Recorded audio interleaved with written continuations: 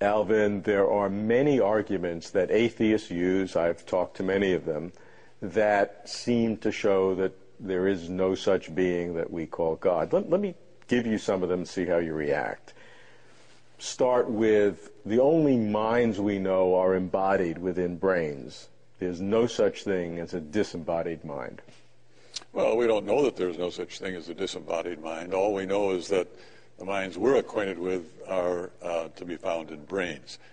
That's not a very strong argument, it seems to me. I mean, the only people we are acquainted with, the only rational creatures we're acquainted with are on Earth. Should we think there aren't any anywhere else? I mean, this is not much of an argument. How about the hiddenness of God? If God is so important to us, why shouldn't God make it more obvious that he exists? It's more his fault that we don't believe in him than ours. Well, I mean, the fact is the vast majority of the world's people do believe in God or something like God. So it's not that God is hidden in the sense that nobody knows about him or believes in him. All kinds of people do, I suppose, as I say, the vast majority of the world's people. God isn't as plain to us as other people, let's say, or as, I don't know, trees and houses and material objects. But why think that he would have to be? I mean, there's got to be more to this argument than just that. That's not, that's, as it stands, seems to me not much of an argument at all. He might have a good reason for being relatively hidden to the degree that he is, which, as I'm suggesting, isn't all that great. Well, to an atheist who maybe is genuine, who really would like to believe but doesn't see the evidence, the argument is that if God really wanted me to believe, he would make it obvious to me. There's a million different ways he could do that. Well, no doubt there is. But also, our world is in many ways a fallen world. There are diseases. There are cognitive deficiencies of various kinds, and I'm inclined to think not believing in God is one of those. I mean, the natural human condition would be, as Calvin says, Calvin speaks of a sense of divinity, a sensus divinitatis, would be to believe in God in a totally wholehearted, implicit fashion. But due to the same sorts of things to which diseases are due ultimately, says Calvin, and I agree with him, due to the entrance of sin into the world, sometimes our cognitive faculties, in particular those having to do with God and other people, don't function the way they should. Let's go on to the problem of evil. Well, the problem of evil, of course, is, so much has been said about that, and there's so much to be said about it. It's very hard to say, very much sensible in very brief compass. But I would say the basic thing to think about here is the fact that while it's true we can't see what God's reasons for permitting evil are, or at least we can't see in many cases what the reasons are, it's hard to see why that's an argument for its being unlikely that God exists, or that God has reasons, or that there is a being like God who has reasons. Because God's circumstances and God's own intrinsic being is so different from ours, he being omniscient and omnipotent and so on, that from the fact that we can't see why a certain thing happens, why he permits a certain thing to happen, not much follows. It certainly doesn't follow that he doesn't have a reason. It doesn't even follow, in my opinion, that it's likely that he doesn't have a reason. It's just not the case that if God actually did have a reason, you and I would be the first to know. We might not know at all. How about the alleged contradictions between God's different characteristics? Well, what are we thinking about here? How one can be omnipotent, omniscient, all good. All of these different characteristics seem to have either a contradiction among each other or some unnatural relationship. Well, I guess I'm not, I don't think there are any contradictions there. At least I haven't ever heard of any. People sometimes have spoken of the paradox of omnipotence. Suppose God is omnipotent. Well, then there's supposed to be nothing he can't do. Well, can God create a stone so heavy that he can't lift it? If he can't do that, there's something he can't do, and so he's not really omnipotent. But if he can do it, then once he did it, then he wouldn't be omnipotent because there'd be a stone he couldn't lift. It seems to me this is not a very impressive argument. I mean, it's not possible that there be a stone that an omnipotent being can't lift. So God can't create a stone so heavy that he can't lift it.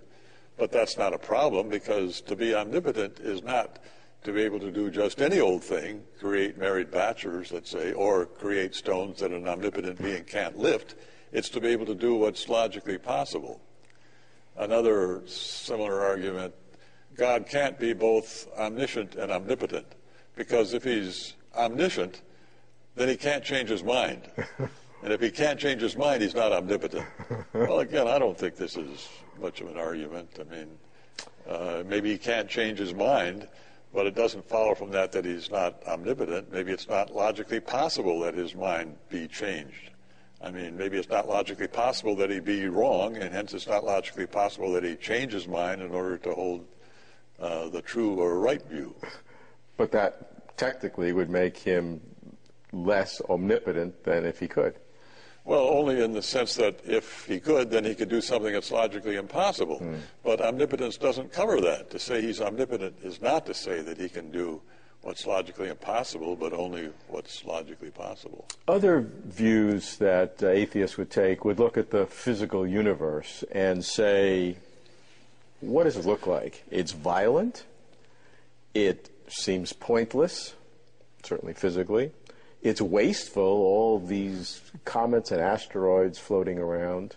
And there's a lack of efficiency. That there's it's just a cauldron of chance. A lot here depends on what kind of being you think God is or would be. It might be that you think God would have to be like a classical artist, very efficient, everything in its place and the like. Well, maybe, but why think that? Why think God would have to be like that? Maybe efficiency is something for creatures who are limited. If you're limited, you have to be efficient so you can accomplish as much as possible with your limited properties and capabilities and resources. But if you're not limited in this way, if you're omnipotent, what's so great about efficiency? Maybe God is more like extremely creative, romantic artist. He delights in having things of as many different kinds as possible. I mean, the main point here is that all of these arguments of that sort all presume that the arguer knows what God would like, or what God would want to be the case, what God would think, what God is aiming at in these conditions. And as I was saying earlier on with respect to evil, there's no reason to think that we know those things. I don't see that the fact that there is this sort of wild, prodigious variation of things across the universe, I can't see why that suggests for a moment that there isn't any such person as God. It just seems like all that inefficiencies are not only inefficient, but they're pointless. Well, I mean, we can't see the point, maybe. But again, that's exactly as with respect to God's reasons for permitting evil. From the fact that we can't see what the point of that would be, it doesn't follow for a minute that an omniscient being, an omnipotent being, wouldn't have a point in permitting it. Other arguments then bring anthropology or psychology into it, wish fulfillment, or just the development of group coherence that explains the need for God. Right. Now, wish fulfillment, I think that's more serious in a way. I don't think it's a powerful argument against the existence of God, but it's got more depth to it than some of the other arguments you've just been mentioning. So, for example, Freud thought that belief in God was a matter of wish fulfillment. We find ourselves in this world where, as he says, nature demands from us suffering and pain and anxiety, and in the end she demands our death. And if we looked this situation full in the face, we would fall into despair and into depression, apathy. We probably wouldn't be able to function at all. So we subconsciously, everything in Freud that's important goes on subconsciously, invent this Heavenly Father who we say is in the heavens and is really operating things, really causing things to happen the way they do, and he really does love us. So that's where belief in God comes from. Well, this is interesting. If in fact there is such a person as God, then belief in God will in fact have warrant. That is, it will in fact come from a source with positive epistemic status, because he would create us in such a way that we would be able to know about him. He would want us to know about him. He would create, according to theism, he has created us in his image. Part of that involves knowing, and the most important thing to know about would be God himself. It could be that God uses wish fulfillment as his means of getting us to know about him. So it could be that, right, Freud's right, this belief comes from wish fulfillment, but that it need not be anything against it. It need not follow from that it's not reality directed, so to speak. If you insist that it isn't reality directed, then you've got to have some independent argument against God's existence. If God does exist, our belief in God will undoubtedly, or at least very probably, be reality directed. So if you say it isn't, then you've got to first give us an argument for the proposition that there isn't any such person. It's not an independent argument at all. So at the end of the day, if you sum all of these arguments against the existence of God together, do you ever have any doubts? I don't think any of these arguments, except for evil. I mean, I think that's a real concern for believers in God. I don't think any of these other arguments I say they have no force at all. I think at least they don't have any force to move me at all. With respect to evil, that's another matter. That can be deeply disturbing to believers in God, such as myself. It can lead one to be suspicious of God, to wonder why he does all these things, and to distrust him, and to be angry with him, and to be inclined to shake your fist in God's face, except you know that it's just a totally hopeless and stupid gesture. But it can give you real problems. I don't think, though, that it, at least as far as I'm concerned, inclines me to wonder whether there is such a person as God. It's more that it could make me suspicious, distrustful, not willing to commit myself to him, and the like of that.